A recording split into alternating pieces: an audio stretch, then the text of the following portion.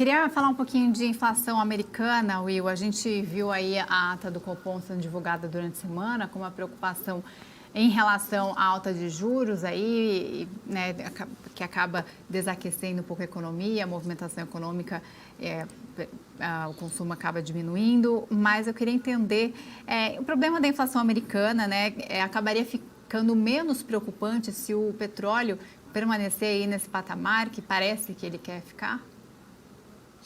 Boa, Isa, é uma boa pergunta aí em relação à ata do FONC que foi divulgada na quarta-feira, né? O que ela falou? Ela falou o seguinte, olha, o Banco Central americano, ele ainda está preocupado com a inflação, ele ainda tem que combater a inflação, a meta de inflação ela continua sendo 2%, né? Muita gente falando, relativizando essa meta, dizendo que eventualmente o Banco Central americano vai ter que mudar essa meta, ou que não seria necessário voltar para 2%. O Banco Central foi lá, reforçou a visão dessa meta em 2%, obviamente que isso repercutiu nos juros que acabaram subindo, na percepção de que talvez o Banco Central tenha que subir mais juros, e que a economia ela continua de certa forma resiliente, né?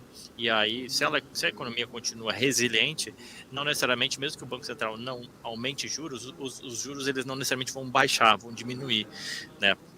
E aí a gente viu uma certa correção aí nos yields, especialmente das treasuries de 10 anos, 20 anos e 30 anos nessa semana. Esse foi o grande evento, digamos assim. Quando você abre o indicador de inflação, você vai ver que grande parte da inflação americana se deveu essencialmente por moradia, shelter, né, ou seja, gastos com aluguel, que eles ainda não arrefeceram e demoram mais para arrefecer.